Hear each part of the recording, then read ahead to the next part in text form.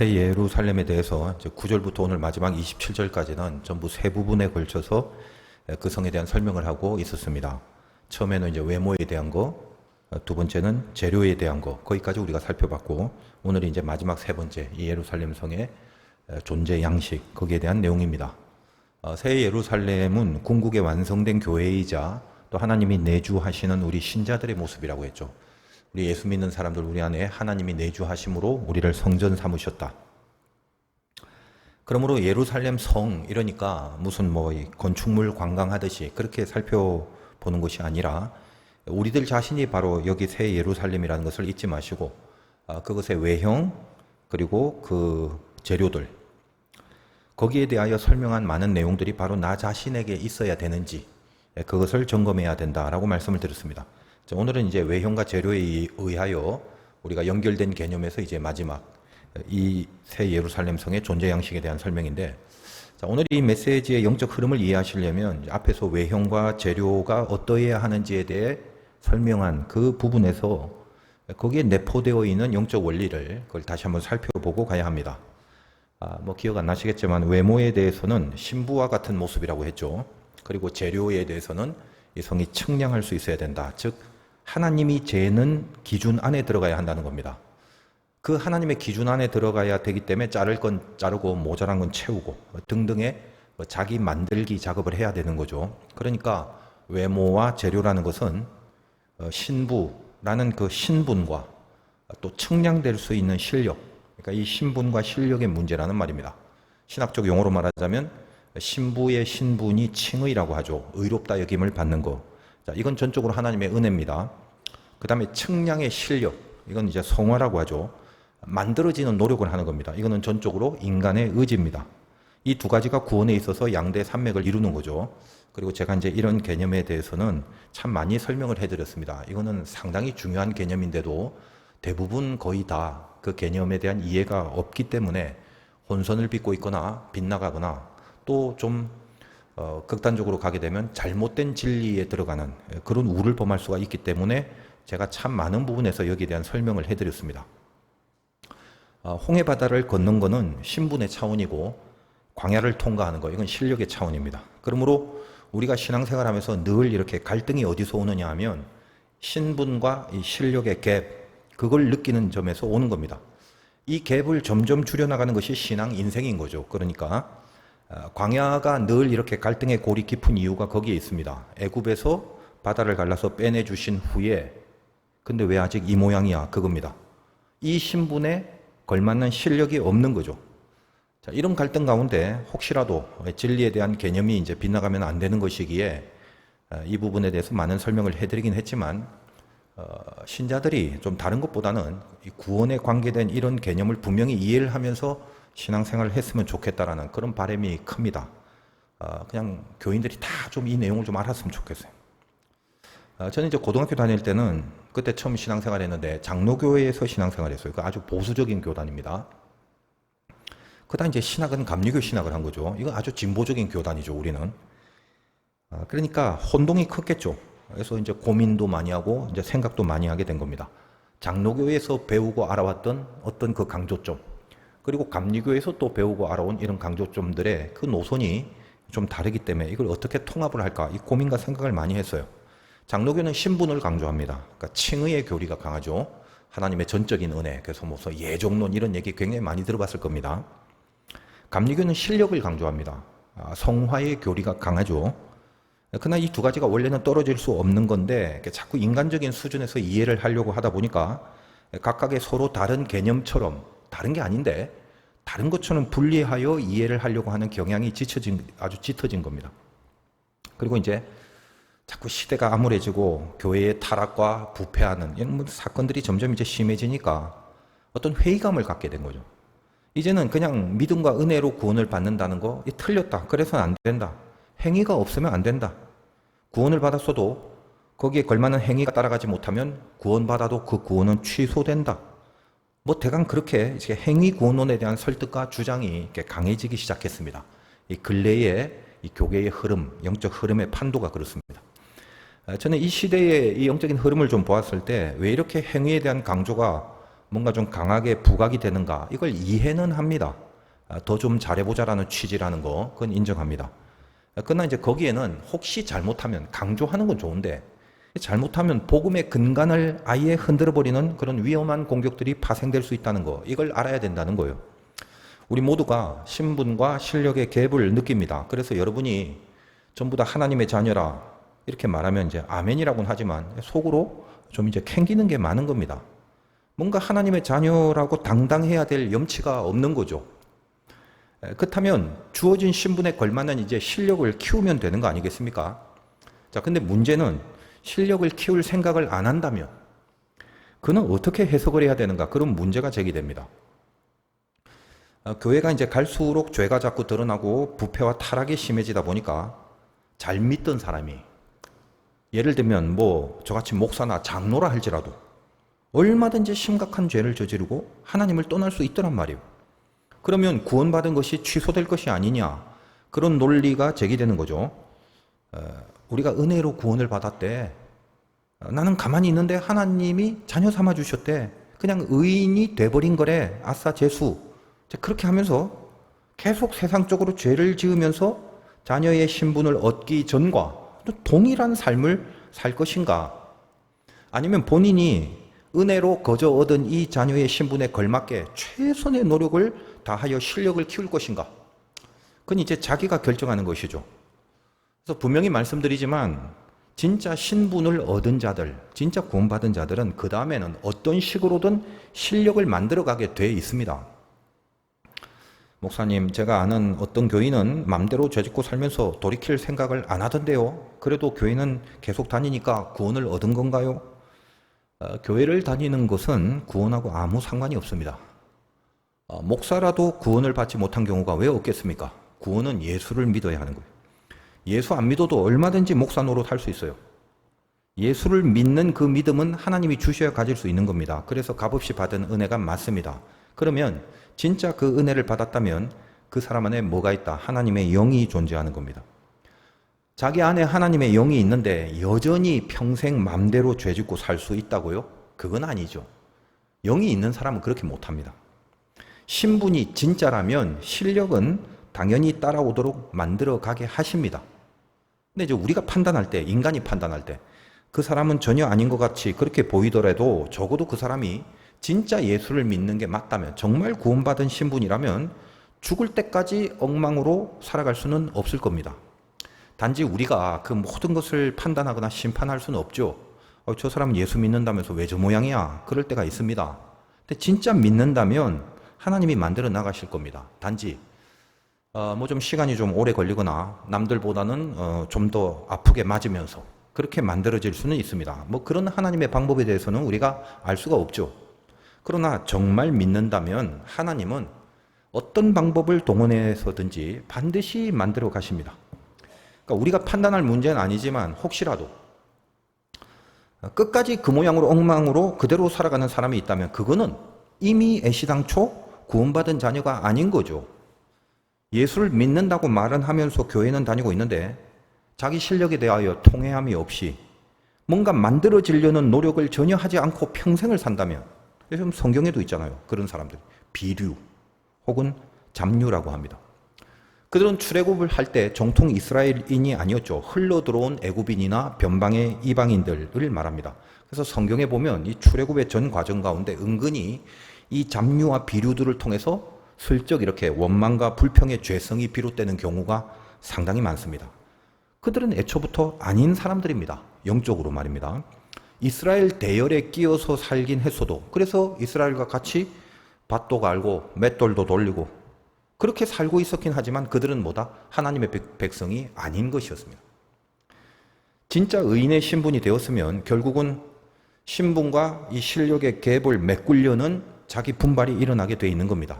자, 이걸 모르니까, 이런 개념을 모르니까 행위 구원론자들이 생겨서 한 번 구원은 영원한 구원이 아니야. 너 잘못하면 그따위로 살면 취소될 수 있어. 구원받아도 신통치 않으면 구원은 취소된다. 그렇게 주장을 합니다. 왜 이런 이론을 펴는지에 대해서 긍정적인 시각으로 이해는 합니다. 그러나 이해는 하더라도 그것을 그렇게 명제화하여 신학적인 단정을 해버리면 그때는 틀린 거죠. 이런 이야기를 하면 이 행위구원론자들은 그 예수 믿는 사람들에게 어떤 효과를 줍니다. 왜? 겁나잖아요. 떨리고 두렵고, 구원이 취소될 수도 있어? 그러면 내 구원이 과연 이루어졌나? 막 그런 경각심이 생깁니다. 그러나, 그래서 분바레로의 의지를 발휘하게 되면 좋지만, 이게 영적으로 아주 치명적인 상해를 받게 되는 경우가 굉장히 많다는 거예요. 제가 좀 잘 알고 있는 청년이 우리 교회 교인은 아닙니다만 예전에 군대를 제대한 이후에 마음 잡고 신앙생활 하다가 행위를 강조하는 어떤 교회에서 구원이 취소될 수 있다는 말에 두려워해서 아주 열심히 노력을 하고 살았습니다. 근데 아무리 해도 안 되더래요. 그렇죠? 그 누가 온전하게 살아낼 수 있겠습니까? 더군다나 그 친구는 나름대로 상당히 높은 기준을 잡고 신앙생활을 한 것입니다. 그래서 노력을 하면 할수록 자기는 천국 못 간다는 생각이 들더라. 그렇다고 얘기를 해요.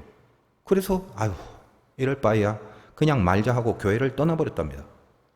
물론 이제 이후에 그 영혼이 하나님 앞에서 어떤 존재인가에 따라서 진짜인지 가짜인지에 따라서 하나님이 이제 어떤 인도하심을 베푸셨는지는 모릅니다. 그 뒤에는 제가 뭐 따로 확인은 못 해봤어요. 그러나 바로 이런 식의 아주 치명적인 상해가 입혀진다는 사실을 우리가 알아야 된다는 거예요. 여러분들이 정말 분발하고 노력한다고 해서 하나님이 원하시는 경지에까지 도달할 수 있을 것 같습니까? 사람을 너무 높이 평가하지 마세요. 자기 자신을 보면 잘 알잖아요. 절대 그렇게 안 된다는 겁니다. 늘 또 넘어지고 늘 또 실패하고 그렇거든요. 그러면 이제 그때 마귀가 이때다 싶은 거죠. 하나님 앞에서 송사하거든요. 소송을 한단 말이에요. 어떤 겁니까? 하나님 제보래요. 제가 저렇게 하는 거 보면 하나님 보시기에도 아니잖아요. 쟤는 죄인이래요. 빨리 벌 주세요. 그렇게 합니다. 그래서 우리가 복음의 이 진정한 진리성, 복음이 뭔지 이걸 잘 모르면 사탄이 그렇게 자기를 하나님 앞에 송사하는 것이 그래 나는 송사받아도 마땅해. 마땅하고 당연하게 그렇게 여기게 되는 거예요. 왜냐하면 내가 나를 잘 알거든. 자기 부족과 또 자기 한계를 자기가 제일 잘 압니다. 그러면 이제 아무리 분발해도 따라가지 못하는 그 자기 자신의 한계 앞에서 결국 안 되나 보다 하고 낙담하고 좌절하고 이 마귀의 송사에 넘어가 버리는 거예요. 그러나 하나님이 뭐라고 하십니까? 성경을 통해서. 너 아무리 해도 잘 안 되지. 너는 내 자녀인데 그 자녀다운 실력이 너로서는 불가능하잖아. 나도 안다. 너도 알지. 그럼 어떻게 할까? 너를 호적에서 파버리고 자녀를 삼지 말까? 나는 그럴 수 없다. 나는 너를 포기하지 않는다. 그래서 주님이 나를 위해 대신 죽으러 오신 겁니다. 이게 복음의 핵입니다. 그래서 염치 없어도 또 일어나는 것이 신자라고 했습니다. 가짜로 믿는 사람, 또 이미 애초에 아닌 사람은 관계없습니다만 정말 하나님의 자녀가 된 사람이라면 무조건 어떤 식으로든 그냥 맘대로 살아갈 수는 없게 된다는 거예요. 그래서 믿음과 행위는 두 개가 아니라 이제 하나라는 말입니다. 신분과 실력은 두 개가 아닙니다. 단지 실력이 만들어지는 과정이라는 기간이 있기 때문에 마치 두 개인 것처럼 보이지만 결국 하나란 말이에요. 이 명확한 진리 앞에서 믿음으로 구원이다, 아니다, 행위로 구원이다 그런 말을 하는 건 핵심을 놓쳐버린 논쟁일 뿐입니다. 한 번 구원은 취소될 수 없습니다. 저 사람은 아닌 것 같은데요. 그러니까 그런 말을 하지 말라는 거예요. 우리가 구원을 어떻게 받느냐라는 진리는 성경을 통해서 잘 알고 있습니다만 누가 구원을 받았는지에 대해서는 그 영혼의 중심에 무슨 진정성이 있는지 그건 하나님이 아시고 하나님만이 판단하실 내용이죠. 아무리 입으로 예수 믿는다고 말하고 아무리 교회에 안 빠지고 나온다 해도 그 중심이 아닐 수 있지 않습니까? 여기 있는 제가 예수를 진짜 믿는지 여러분 모릅니다. 그건 하나님이 판단하시는 영역이다 이 말이에요. 그러니까 우리가 함부로 누구를 놓고 구원받은 사람이 왜 저 모양이야 그런 식으로 말하면 안 되는 겁니다. 쟤는 구원받았다가 취소됐어. 이런 말은 우리가 할 수 있는 영역의 말이 아닌 거죠. 애초에 구원을 못 받은 사람일 수도 있고 혹시 아니라면 진짜 구원을 받았다면 점차 하나님이 당신의 방법으로 만들어 가시는 과정이 있게 될 것입니다. 복음이라는 게 참 어려워요. 정말 구원받은 자들에게는 이 복음의 진리가 참 눈물겨운 감사로 들어오는 것이고 구원받지 못한 자들한테는 이 복음의 내용이 뭔가 좀 불신앙적인 삶을 옹호해 주거나 아니면 비류와 잡류처럼 삶에도 불구하고 슬쩍 그들의 잘못과 죄를 덮어줄 수 있는 핑곗거리로 이 복음의 진의를 그 핑곗거리로 삼아버리기가 쉽다라는 거예요. 복음이라는 게 연약한 우리에게는 우리의 잘못과 실수에 대해서 다시 용기를 줄 수 있기 때문에 위로가 되는 차원이 있다는 건 인정합니다만, 이거를 복음이라는 게 있으니 내가 마음대로 살아도 된다는 것에 대하여 빌미를 줄 수 있는 내용으로 이용하려고 하면 안 된다는 것입니다. 제가 얼마나 이런 이야기를 많이 했습니까? 그러니까 이런 심보가 있다면 복음이라는 게 거저 주시는 거래, 내 실력과 상관없이 얻을 수 있는 거래, 이것이 그냥 내가 마음대로 살아도 된다라는 핑곗거리로만 삼을 구실이 된다면 그런 심보가 있는 사람은 이미 구원받지 못한 사람이 아닌가 하고 되돌아보시기 바래요. 지금 하나님이 당신의 독생자를 나를 위해서 처절하게 피 흘려 죽게 하셨다는데도 불구하고 그 사실을 그저 내 죄 짓는 것에 대해서 안심하려는 빌미로 삼겠다는 거, 이거 정말 악한 거죠. 그거는. 왜 이런 이야기를 하고 있나요?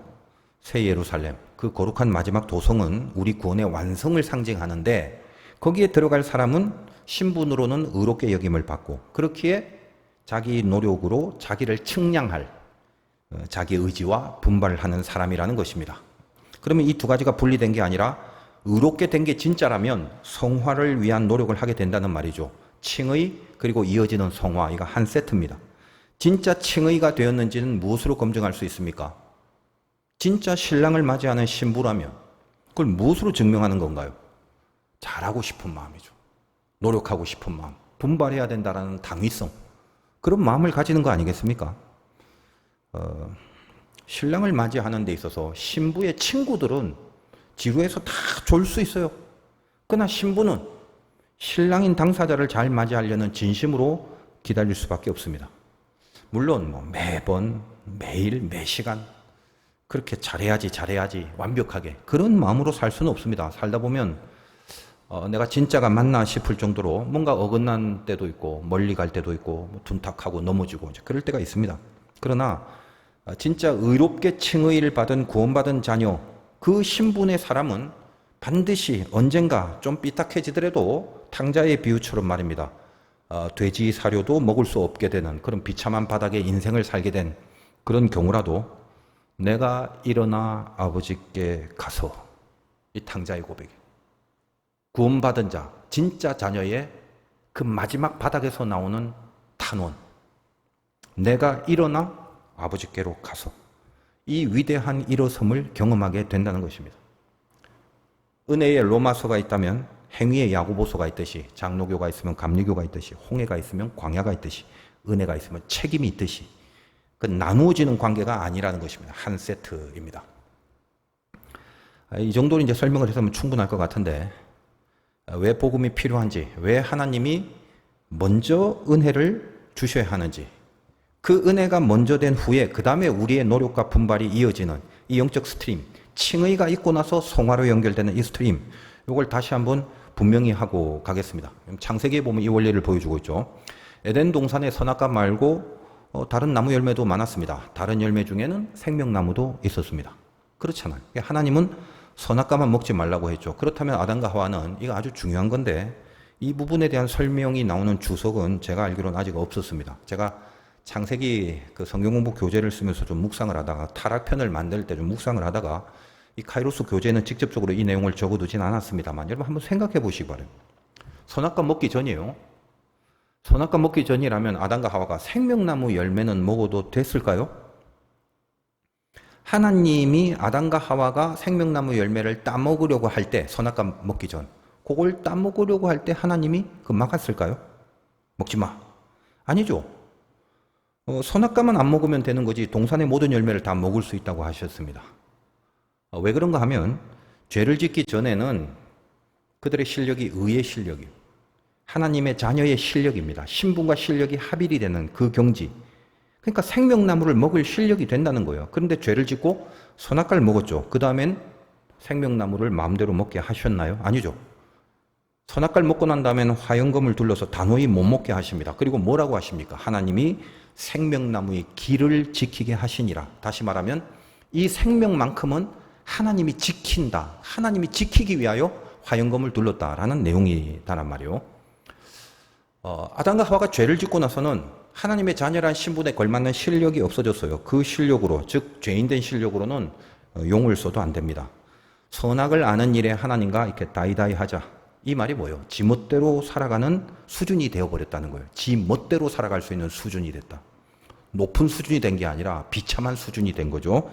그래서 구원도 지 멋대로 기분 좋으면 구원받고 수틀리면 구원도 필요 없는 그런 인간으로 살아가게 되었다는 겁니다. 그래서 구원만큼은 다른 건 몰라도 이 구원만큼은 생명과 죽음이 달린 문제인데 이미 타락한 실력의 인간에게 이 구원을 마음대로 할 수 있도록 거기에 대한 어떤 권리를 줘서는 안 된다는 겁니다. 그래서 제가 이 화영검에 대한 설교와 메시지를 많이 전해드렸죠. 그런 차원에서 행위구원이라는 것이 그런 거예요.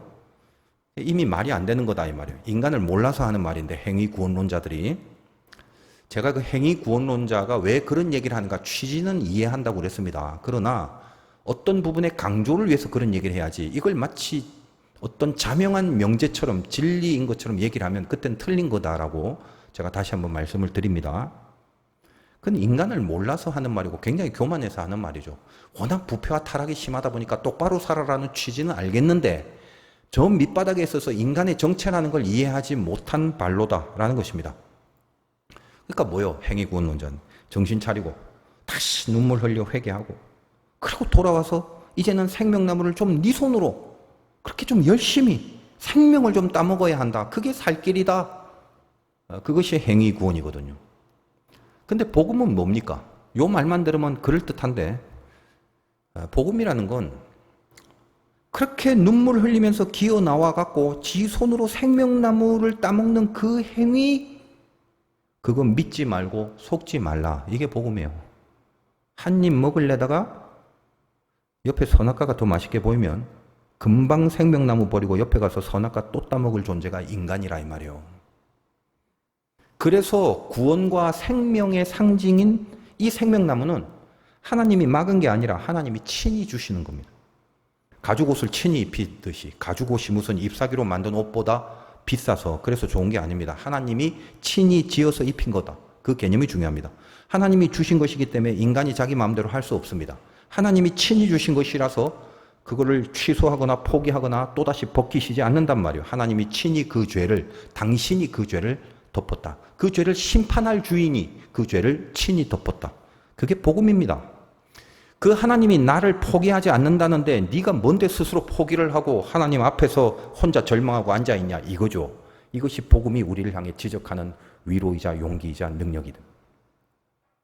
이제까지 말씀드린 우리 신앙의 내용들이 전부 다 이 땅에서 만들어가야 될 과정들이고 코스였습니다. 이 밤에 좀 긴 내용일지 모르겠지만 참으로 중요한 내용이거든요. 이제 새 예루살렘은 궁극적으로 그 모든 신앙의 완성을 상징하고 온전케 된 상태의 마지막 신자를 의미하는 그 모습으로 새 예루살렘이 우리에게 환상으로 등장합니다. 칭의와 성화, 외모와 재료 그 한 세트가 이제 성숙해지고 온전해질 때 그 다음에 영화, glorification 이것이 새 예루살렘의 존재 양식, 영광과 영화로 존재하는 것. 영화라는 것은 영광과 동일한 개념입니다. 영광이란 개념 제가 얼마나 많이 말씀을 드렸습니까? 오늘 말씀 제목이 독사인데 이게 헬라어로 영광이란 뜻이에요.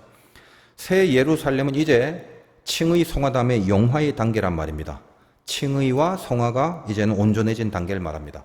하나님이 주신 신분과 인간의 실력이 완성된 그 차원이 영화의 단계다 이 말이에요.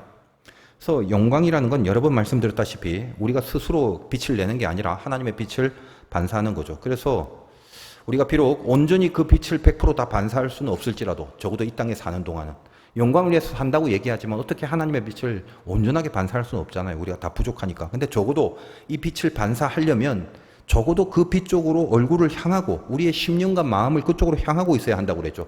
그래야 빛을 반사시킬 거 아니겠습니까? 그게 이 땅에서 우리가 살아있는 동안 우리가 해내야 될 영적 과업입니다. 자기가 스스로 빛을 내는 것은 반사체가 아니라 그건 발광체라고 해요. 발광하면 안 되는 거예요. 이 발광이 한자로 빛을 낸다는 뜻도 있지만 다른 한자어로 발광이 미쳐 날뛴다는 뜻이에요. 예수 믿으면서도 자기가 빛을 내려고 하면 그때부터는 반사체가 아니라 발광체가 됩니다. 그러면 이제 발광하게 되는 거예요.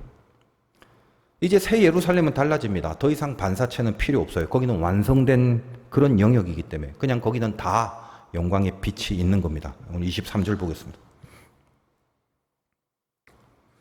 그 성은 해나 달의 비침이 쓸데없으니 이는 하나님의 영광이 비추고 어린 양이 그 등불이 되심이라.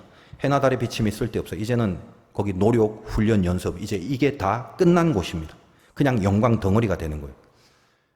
예전에 제가 한번 크게 다쳐서 외국에서 수술할 때 제가 마지막에 그 바라본 빛에 대해서 말씀을 드렸는데 그 빛을 아직도 잊을 수가 없어요. 왠지 모르지만 그냥 빛 덩어리.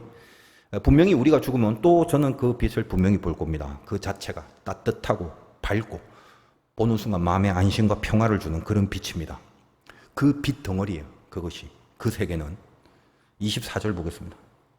만국이 그 빛 가운데로 다니고 땅의 왕들이 자기 영광을 가지고 그리로 들어가리라. 만국, 만왕 이런 개념들. 이 믿음의 경주를 열심히 달려온 모든 백성을 말합니다. 이 성에 들어갈 조건이 뭐냐? 자기의 영광을 가지고 24절 다시 보십시오. 만국이 그 빛 가운데 땅의 왕들이 만국과 만왕들이 자기 영광을 가지고 그리로 들어가리라 이렇게 되어 있습니다. 이 자기 영광이라는 말을 잘 아셔야 돼요.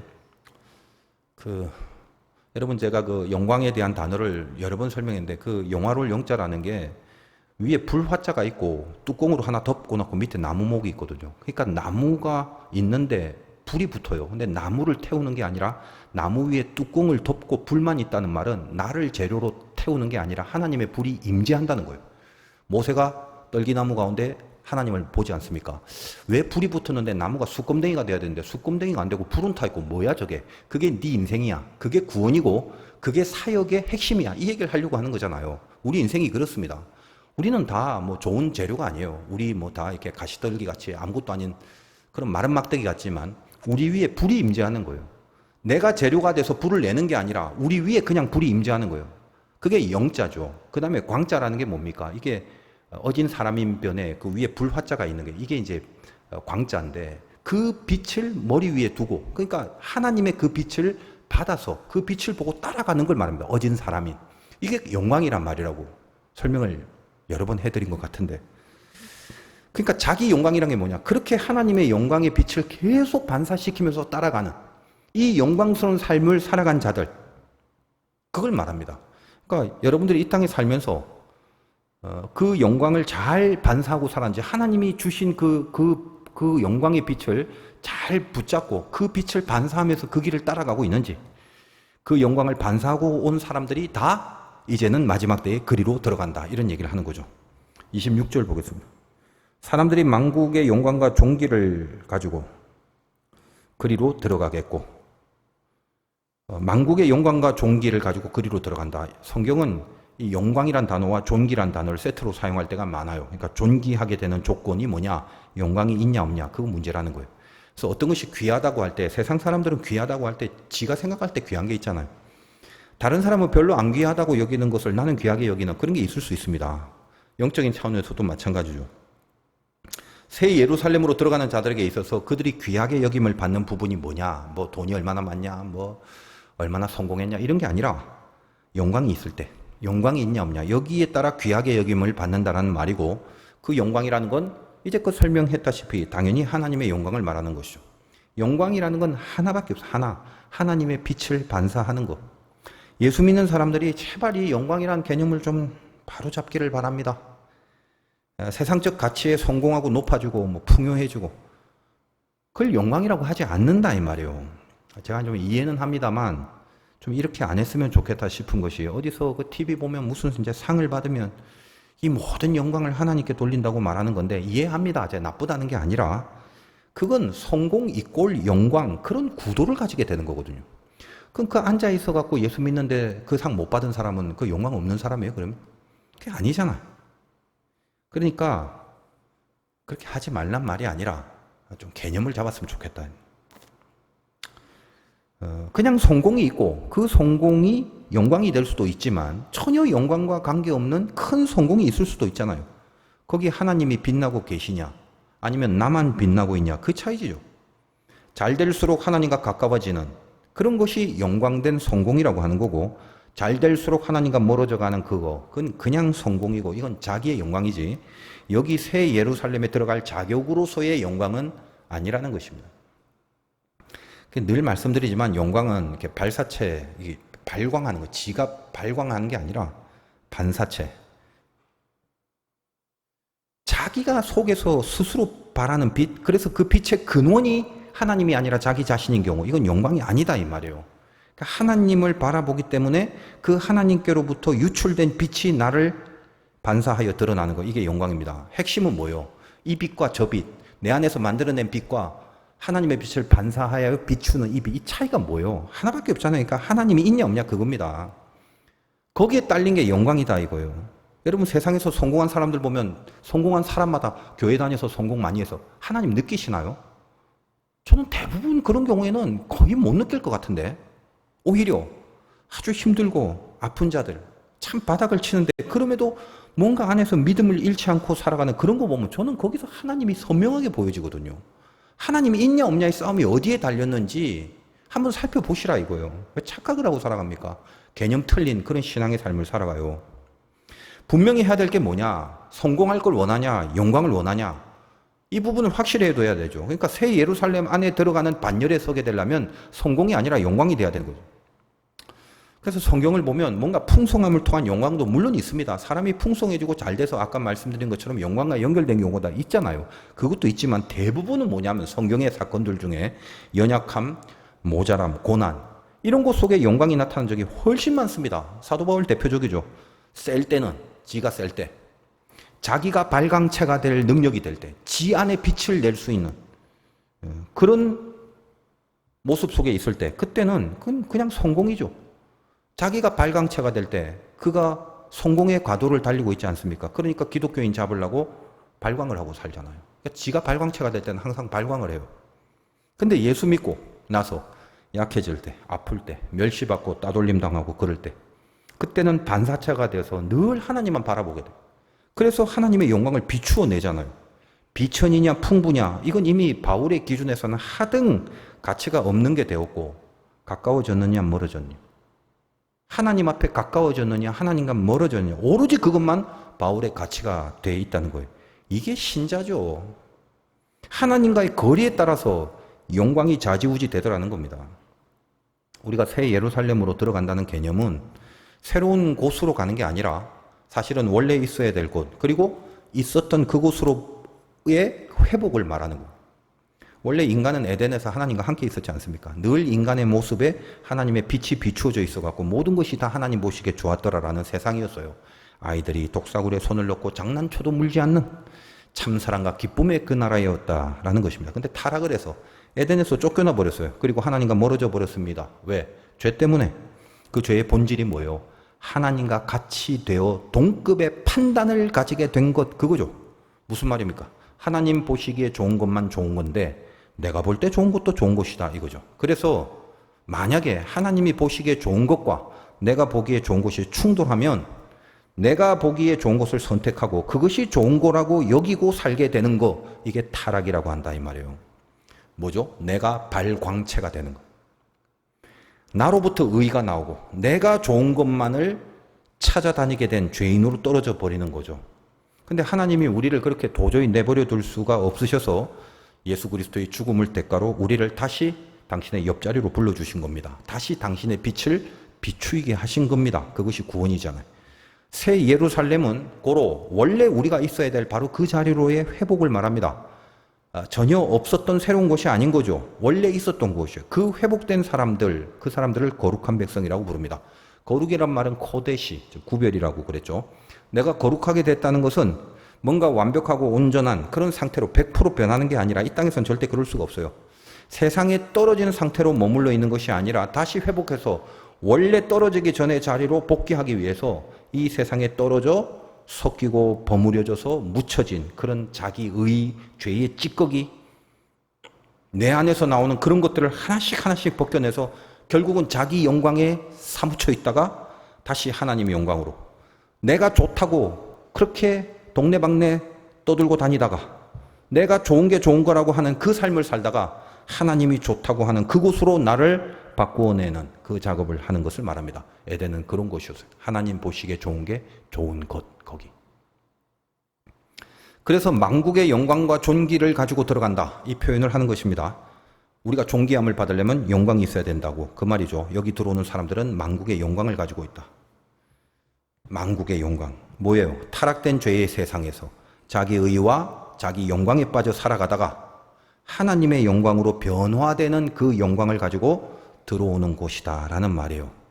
그래서 그게 존귀하단 말이고, 그래서 거룩하고, 그런 사람들이 뒤에 보면 나오지만 생명책에 기록된 자들이라는 겁니다. 여러분 이름이 생명책에 기록 안 됐으면 끔찍한 거예요. 생명책에 기록돼야 되잖아. 자기 영광에서 하나님의 영광으로 전 존재의 가치관이 완전히 바뀌어져 살아가는 사람, 그것이 생명책에 기록된 자들입니다. 여기 들어오지 못한 자들이 열거돼 있죠. 이 생명책에 기록되지 않은 사람 27절 이하, 혹시 내가 속했는지 두려운 마음으로 살펴보세요. 27절, 무엇이든지 속된 것, 가증한 일 또는 거짓말하는 자 결코 그리로 들어오지 못하되. 속된 것, 가증한 일, 거짓말하는 자, 그들은 못 들어온대. 다시 말해서 생명책에 기록된 것이 아닙니다. 이게 무슨 속되다, 뭐 가증하다, 거짓말, 이게 도덕적, 윤리적 결함을 말하는 단어가 아니라 영적 의미가 있습니다. 속된 것이란 말은 코이논이라는 헬라어인데 모독입니다. 이 말은 뭐냐면 우상 숭배자를 일컬을 때 이 말을 써요. 우상 숭배자. 여기 가증한 일, 부델리그마라는 헬라어는 이거 배교자, 이것도 우상 숭배자를 말합니다. 공통점이 있어요. 거짓말하는 자, 이거 거짓 선지자.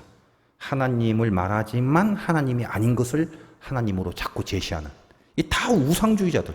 이 세 가지가 말하고 하는 게 한 가지입니다.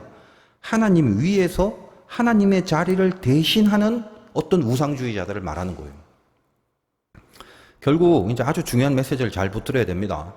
우상이라는 건 자기 영광에 가득한 상태를 말한다는 거예요. 그래서 자기 영광 찾지 말라고 그랬죠. 자기 영광이 가득 찬 자가 뭐다? 결국 우상 숭배자. 이게 같은 맥락인, 거기에 모든 우상신앙의 뿌리가 놓여져 있는 것입니다. 금송아지를 만들고 이것을 하나님이라고 하자. 내가 좋은 걸 택하고 이걸 하나님이 좋아하는 거라고 하자. 잘 한번 생각해 보세요. 내가 좋아하는 걸 택해놓고 이걸 하나님이 좋아하는 거라고 하자. 하나님을 생각하고 하는 말이 아니죠. 내가 좋은 걸 내가 마음대로 따르고, 또 내가 좋아할 수 있는, 내가 좋아하는 걸 내가 따를 수 있는 가장 최고의 명분을 주장하는 멘트, 그게 뭐야? 이걸 하나님이라고 하자. 그거잖아요. 그게 어디서 나왔어요? 선악과를 따먹은 자의 죄성이 그거다 이 말이에요. 이걸 하나님이라고 하자. 이게 얼마나 무서운 말이에요. 선악을 분별하느니 하나님과 같아진다는 내용이 바로 이겁니다. 그래서 우상주의자들은 원초적인 죄의 근성을 갖고 있어요. 내 고집과 내 죄성, 이걸 하나님이라고 하자. 그럼 어떻게 됩니까? 내 죄가 틀린 게 아니라, 자기 의가 잘못된 게 아니라 가장 좋은 것이다라는 표현을, 그걸 하나님이라고 하자라고 말하는 거죠. 여러분, 예수 믿는 사람들이 싸우는 이유가 뭐죠? 이걸 하나님이라고 하자. 너는 왜 이걸 하나님이라고 여기지 않는 거냐? 이게 하나님 맞다니까. 그래서 싸우고 죽입니다. 가인이 아벨을 죽입니다. 내가 맞는데, 내 제사가 맞는데, 이게 하나님인데 너는 틀렸다. 그것이 분노로 나온 거죠. 아니, 하나님이 안 받으신다는데 그러면 뭔가 왜 안 받지? 뭔가 고치려고 하거나 자기가 잘못된 게 무엇인지를 생각해야 되는데 그 생각을 안 하잖아요. 내가 한 게 맞는데 이걸 하나님이라고 하자. 그래서 하나님 앞에서 분을 내고 안색이 변합니다. 이게 얼마나 웃긴 건지 아세요?